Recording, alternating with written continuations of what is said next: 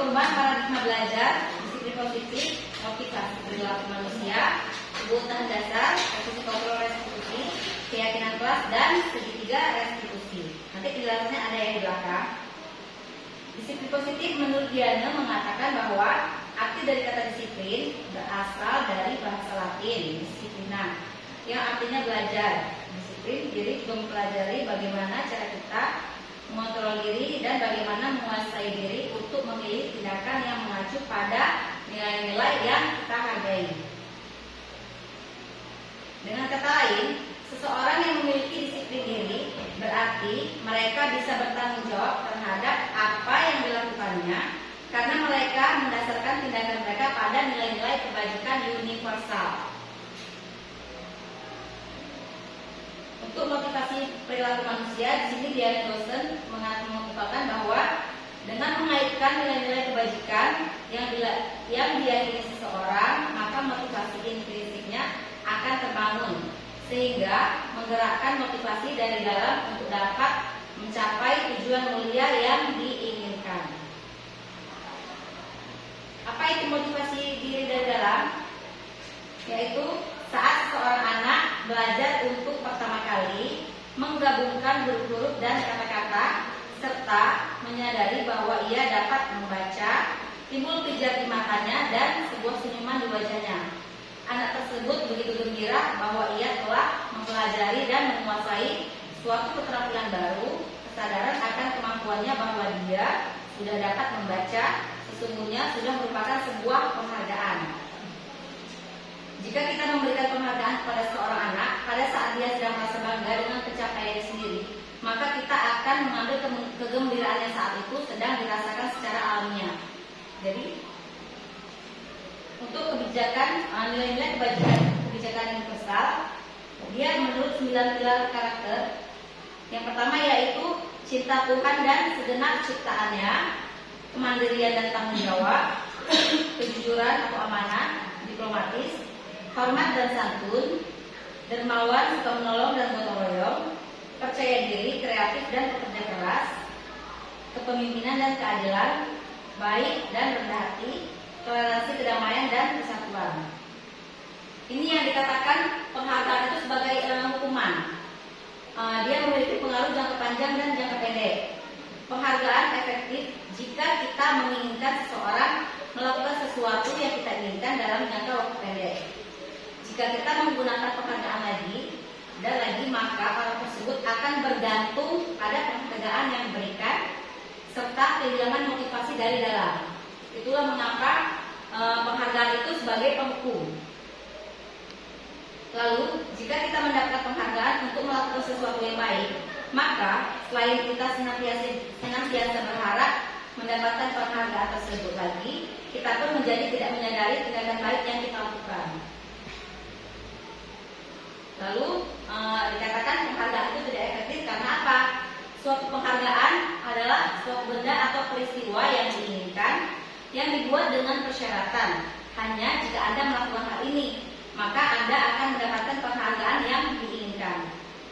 Lalu, jika saya mengharapkan suatu penghargaan dan tidak mendapatkannya, maka saya akan kecewa dan berkecil hati, serta kemungkinan lain kali saya tidak akan berusaha sekeras sebelumnya. Jika kita memberikan seseorang suatu penghargaan untuk melakukan sesuatu, maka kita harus terus-menerus memberikan penghargaan itu jika kita ingin orang tersebut meneruskan perilaku yang kita inginkan. Lalu, orang yang berusaha berhenti merokok atau orang yang berusaha diet menguruskan badan, bila diberikan penghargaan, hampir pasti tidak berhasil. Jadi motivasi dia untuk diet karena penghargaan. Jika tidak ada penghargaan, jadi motivasinya itu kurang. Itulah makanya penghargaan sebagai hukuman.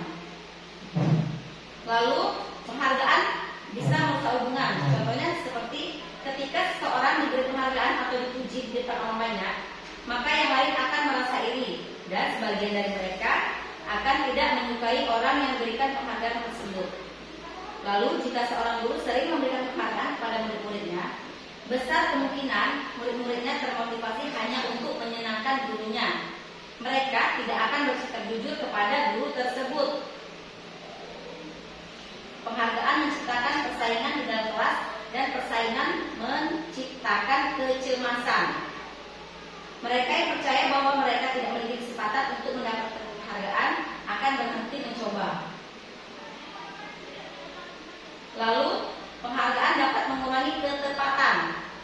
Di sini ada sebuah riset, yaitu dalam sebuah percobaan, sekelompok anak laki-laki berusia sekitar 9 tahun diminta untuk melihat gambar wajah yang ditampilkan di layar. Dan mereka harus memberitahukan jika wajah-wajah tersebut sama atau berbeda. Gambar-gambar tersebut hampir sama. Beberapa dari mereka diberi penghargaan dalam bentuk uang pada saat mereka memberikan jawaban benar, sementara sebagian yang lain tidak. Hasil yang didapatkan dari riset itu yaitu anak laki-laki yang dibayar membuat lebih banyak kesalahan. Lalu riset yang kedua, anak-anak diminta mengingat kata-kata tertentu, kemudian mereka diminta mengambil kartu yang berisi kata-kata yang diingat tersebut setiap kali muncul. Beberapa anak diberikan permen setiap mereka memberikan jawaban yang benar, dan sebagian yang lain hanya diberitahu saja bila jawaban mereka benar. Hasilnya seperti apa? Anak-anak yang mendapatkan permen jawabannya banyak yang tidak tepat dibandingkan dengan anak-anak yang hanya diberitahu jawaban benar. Lalu penghargaan dapat menentukan kualitas. Contohnya, pengamatan dilakukan pada sekelompok mahasiswa atau mahasiswi yang sedang kerja praktik di sebuah surat kabar universitas. Saat itu, mereka sedang belajar menuliskan sebuah artikel tentang sebuah judul berita utama. Seiring waktu, mahasiswa-mahasiswi tersebut semakin mampu bekerja dengan cepat. Kemudian ada beberapa mahasiswa-mahasiswi yang dibayar untuk judul berita utama yang mereka mampu hasilkan. Dan setelah beberapa lama, mahasiswa dan mahasiswi yang dibayar ini hasil kinerjanya berhenti berkembang. Mereka yang tidak menerima bayaran terus berupaya mengasah diri menjadi lebih baik.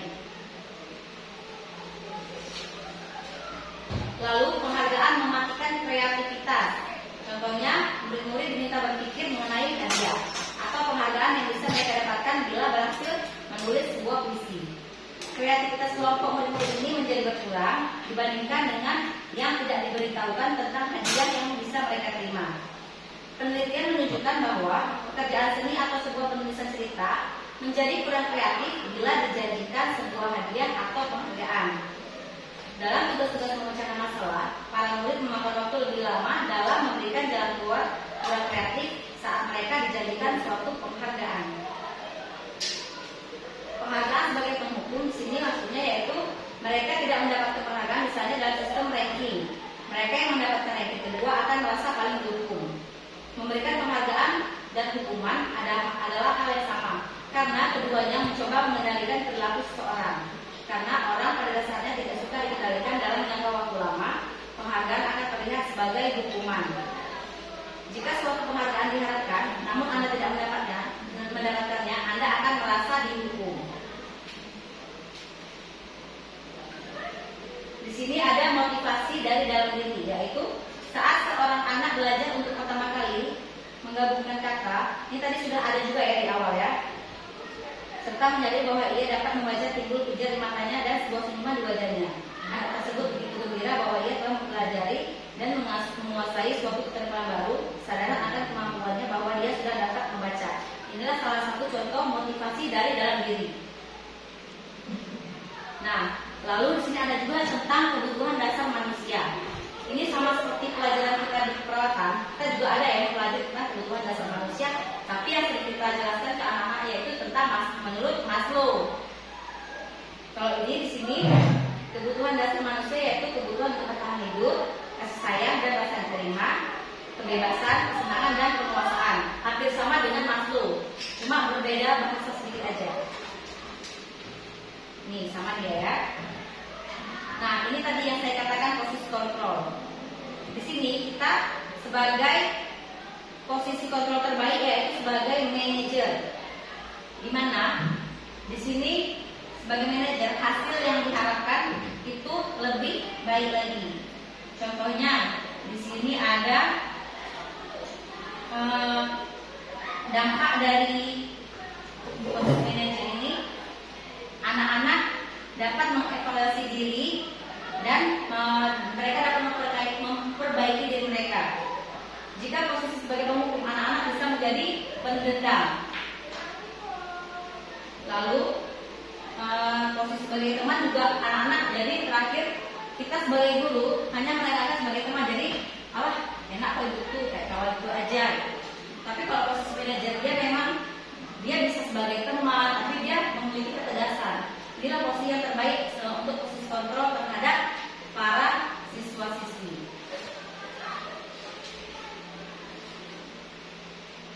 Ada dampak kan?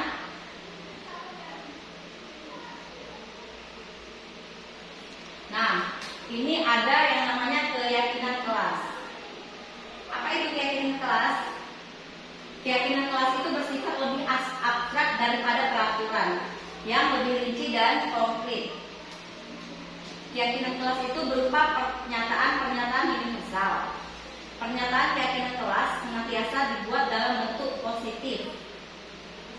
Lalu, keyakinan kelas hendaknya tidak terlalu banyak sehingga mudah diingat dan dipahami oleh semua warga kelas. Keyakinan kelas sebaiknya sesuatu yang dapat diterapkan di lingkungan tersebut. Semua warga kelas hendaknya ikut berkontribusi dalam pembuatan keyakinan kelas lewat kegiatan curah pendapat. Lalu bersedia meninjau kembali keyakinan kelas dari waktu ke waktu. Nah, ini segitiga restitusi, di mana jika seorang peserta didik melakukan kesalahan, kita melakukan tindakan segitiga restitusi ini dalam penyelesaian masalahnya. Di sini yang pertama, saat mereka melakukan kesalahan, kita memanggil mereka, lalu ini yang kita lakukan kepada mereka. Yang pertama, menstabilkan identitas, lalu validasi tindakan yang salah, dan menanyakan keyakinan. Keyakinan ini keyakinan apa? Keyakinan kelas yang sudah disepakati oleh seluruh warga kelas.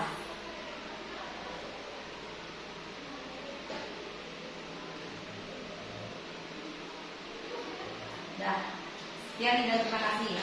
Jadi dari hasil paparan saya tadi, kira-kira Bapak Ibu ada yang ingin ditanyakan tentang apa sih bedanya kayak peraturan kelas dan keyakinan kelas? Saya mau tanya Bu Rika, apa bedanya peraturan kelas dan keyakinan kelas? Oke. Jadi gitu aja, tolong Ibu jelaskan lagi tentang peraturan kelas dan keyakinan kelas, apa perbedaannya?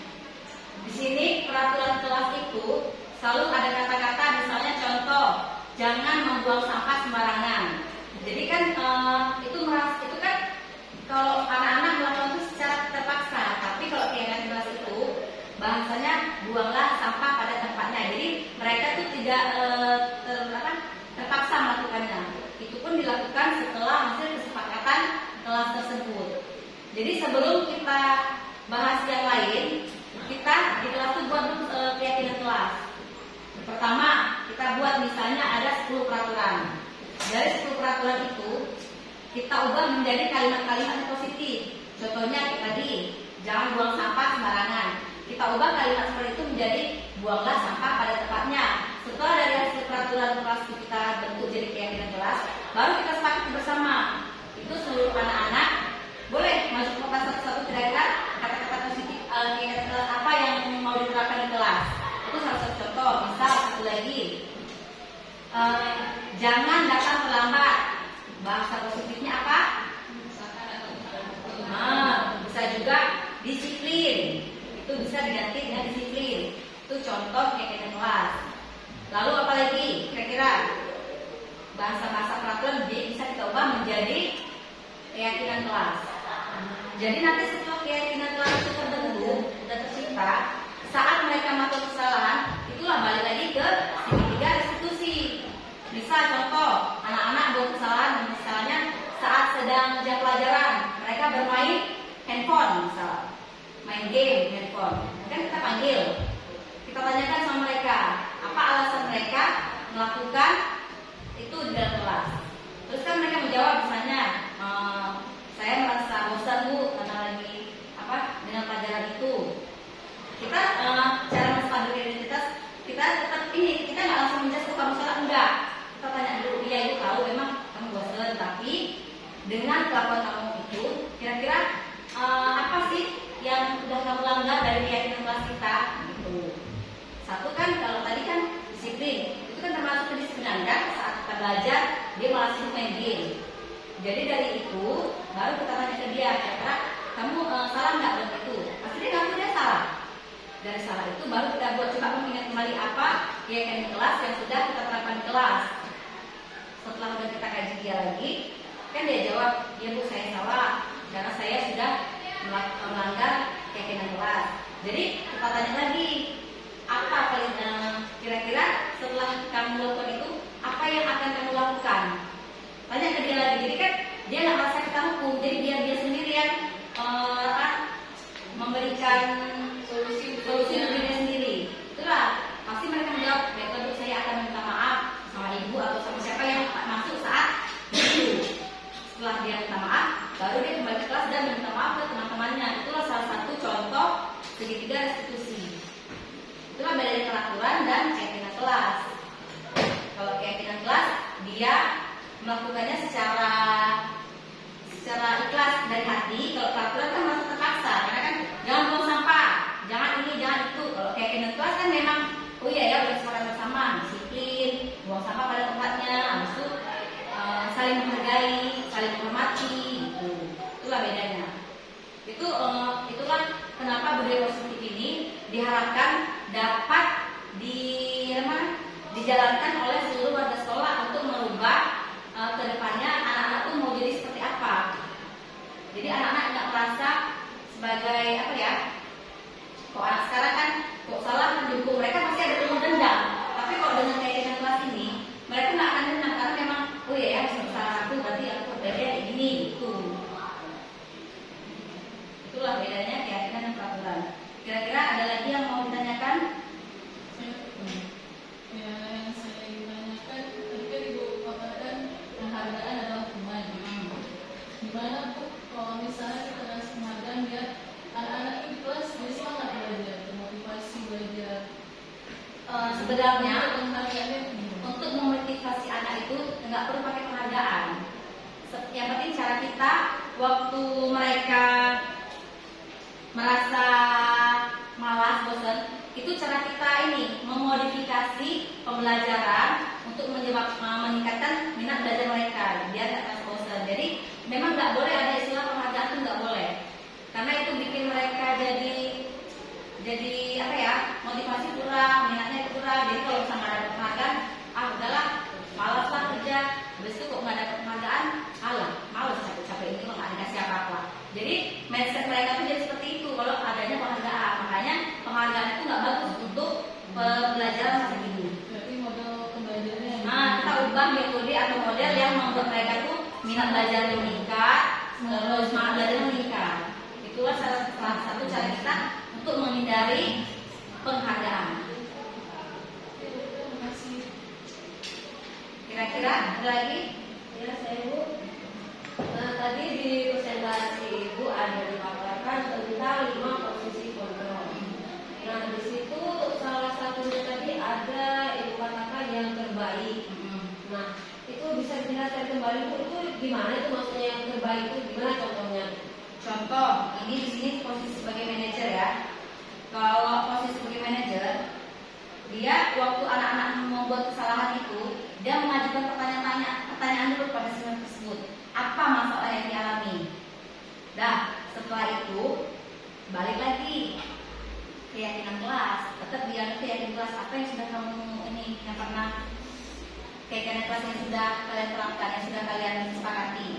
Jadi setelah itu kan mereka udah mengakui kesalahannya. Oh kayak gini, berarti apa yang kamu langgar dari itu? Ini Bu. Jadi apa solusi kami untuk memperbaikinya? Balik lagi. Jadi kan memang dari dalam diri sendiri. Tapi kalau posisi kita sebagai penghukum, ini contohnya, itu pasti kan penghukum guru langsung menghardi, terus menunjuk. Nah itu kan menyebabkan dendam siswa tersebut kepada guru tersebut. Terus di sini juga ada membuat orang merasa bersalah. Contohnya misalnya, kamu kenapa melakukan itu? Apa kamu gak sayang sama ibu? Ibu nanti dimarahin kepala sekolah, kamu tega kali sama ibu. Itu bisa menyebabkan anak-anak itu jadi down. Kadang dari masalah itu bisa menimbulkan dia jadi isolasi sosial. Itu gara-gara penyebab membuat orang merasa bersalah. Inilah dia. Lalu sebagai teman, mereka malah menganggap enteng. Jadi, nggak apa-apa lah buat kesalahan, nanti pun enak sama ibuku.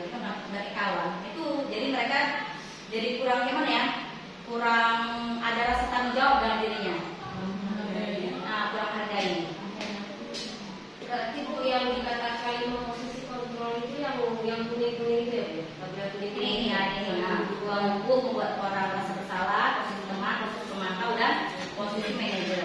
Kalau posisi pemantau ini dia cuma melihat aja, tapi nggak ada yang memberikan solusi. Mantau aja. Mantau aja. Berarti posisi manajer lah yang Paling baik. Karena dia balik lagi ke siswanya, tanya lagi apa sih kayak kita sudah sepakati, kenapa kamu melakukan kesalahan ini? Kita tanya dulu gitu.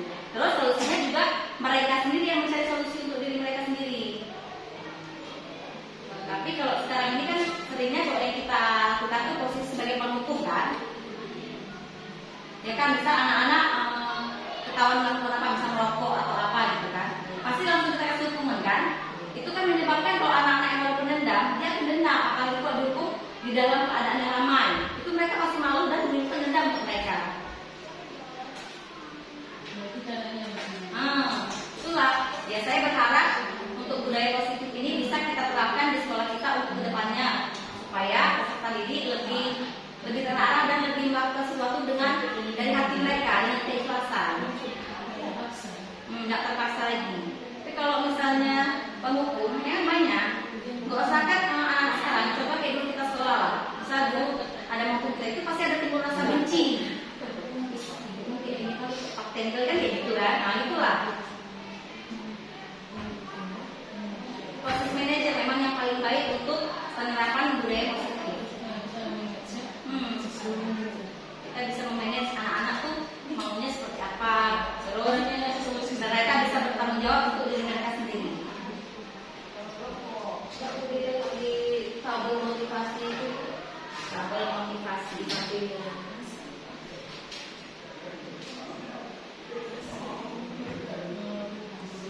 ini.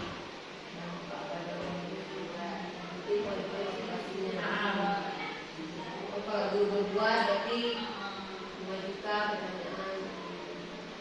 Terus mengangkat ya. Itulah. Jadi dari posisi ini ada dampak pada murid ini. Kalau posisi penghukum dampaknya mereka bisa mengulangi kesalahan.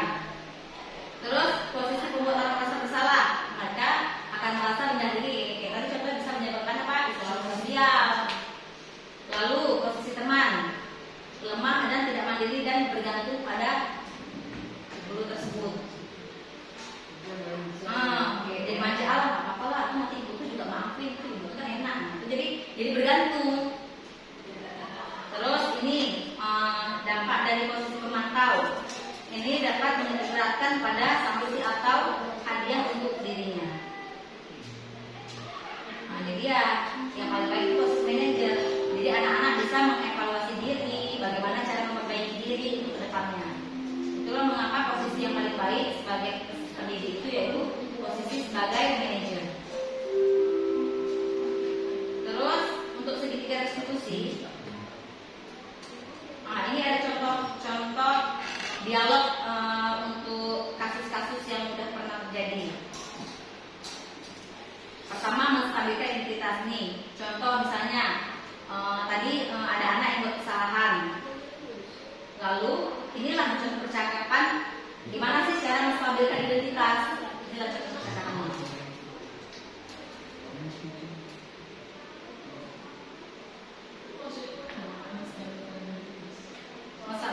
Menstabilkan identitas itu waktu dia kan kenapa dia melakukan itu.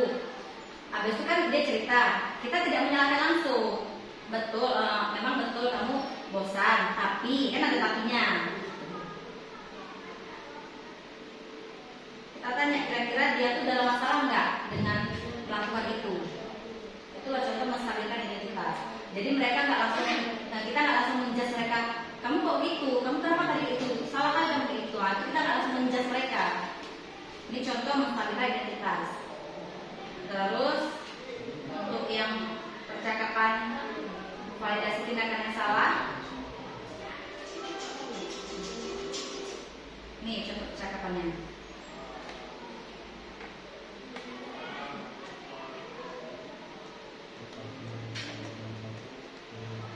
Seperti menyalahkan ya. Ini apa namanya? Nggak perlu menyalahkan, tapi kita memang memvalidasi mereka bahwa mereka yang tindakan yang mereka lakukan itu salah gitu. Jadi kita validasi lagi. Ini untuk tahap kedua. kedua. Lalu jadi yang tahap keyakinan kelas. Tahap kita tanyakan kembali tentang keyakinan kelas. Ini contoh percakapannya. Jadi inilah nanti yang kita lakukan jika peserta didik itu membuat kesalahan. Kita lakukan segitiga restitusi ini namanya. Yang pertama, menstabilkan identitas. Yang kedua, validasi tindakan yang salah. Dan yang ketiga, menanyakan keyakinan kelas yang sudah pernah disepakati.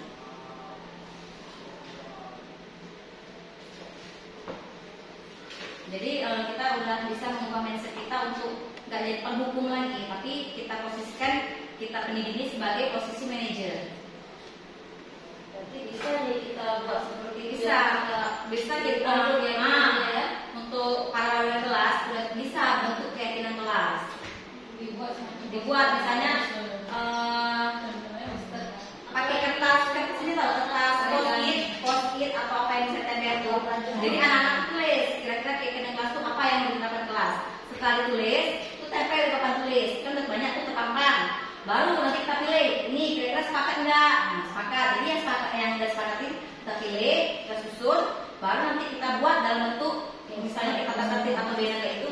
Inilah keyakinan kelas. Kita kelas 2 KP1, 2 KP2 gitu. Kalau misalnya udah kita buat keyakinan kelas seperti itu kan nanti ada yang salah tadi kita kan mau balikan lagi seperti tahap 3 nih ya. Nah, mungkin kan ketika kita nanyakan itu dia berbuat lagi kayak gitu bisa nggak? Udah kita terapkan keyakinan itu anak itu apabila nanti dia membuat lagi kesalahan tersebut bisa nggak kira-kira kalau kita terapkan? Ya kita kasih dendanya atau hukuman nggak bisa Kita nggak boleh tetap kita ulangi lagi. Tetap kita ulangi lagi segitiga restitusi ini. Sampai kan kalau lama-kelamaan kan dia kan malu panggil aja malu dia. berarti kerja keras manajernya. Tetap harus ini nggak boleh kita hukum denda ini. Habis itu pokoknya nggak boleh memang menghukum itu nggak boleh. Tetap proses manajer. Makanya itulah mengapa waktu buat keyakinan kelas itu diusahakan seluruh warga kelas itu hadir. Jadi jangan nanti waktu dia buat kesalahan, kira-kira apa keyakinan kelas yang sudah disepakati? Nggak tahu bu. Nah itu jangan sampai. Makanya diupayakan hadir semua warga kelas, baru kita susun keyakinan kelas. Udah bisa untuk setiap kelas itu buat keyakinan kelas kayak gini. Nih contoh nih ya, ini ya keyakinan kelas yang sudah kita sepakati. Jadi minta tolong untuk seluruh warga kelas. Tolong patuhi apa yang sudah kita sepakati. Tuh. Bisa. Kayak udah dia boleh kelas, Bu Agustiana boleh kelas. Seperti masuk nanti ketika jam istirahat, sepakati jam berapa? Masuk dia telat. Itulah disiplin berarti kan? Kalau dia telat, apa yang mau melanggar? Itu nanti waktu di segitiga restitusinya. Ada alasan lagi kan? Ada alasan ya? Tidak ada alasan lagi itu keyakinannya. Piket sebelum keyakinan kelas buat lebih bagusnya kayak gitu. Ada kan di tempel itu kan tantangan. Jadi kan udah dibuat banner nih kan. Nah, habis itu mereka di banner itu buat nama mereka masing-masing. Mereka tanda tangan itu lebih pembuktian bahwa ini kamu udah sepakat ya, kamu udah ikutan dalam buat keyakinan kelas. Nah, orang SD pakai ini, biasa pakai cat jari, orang ini pakai warna gitu kan, tempel itu kalau anak SD anak TK.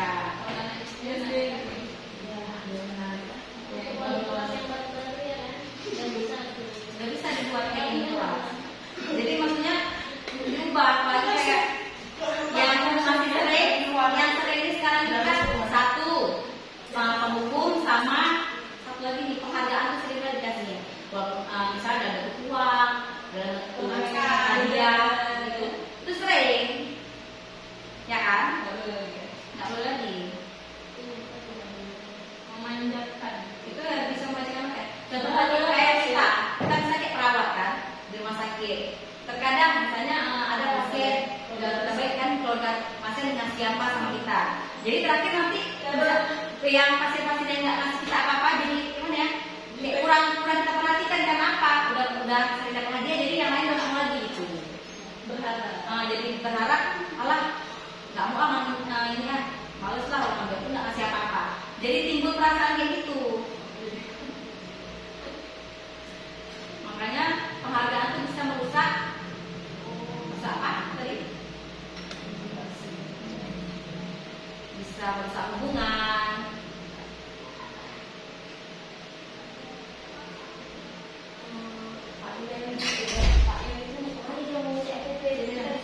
Oke lah, baiklah.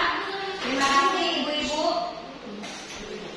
Waktunya kira-kira sudah cukup ya, karena masih ada kegiatan lain yang harus kita kerjakan.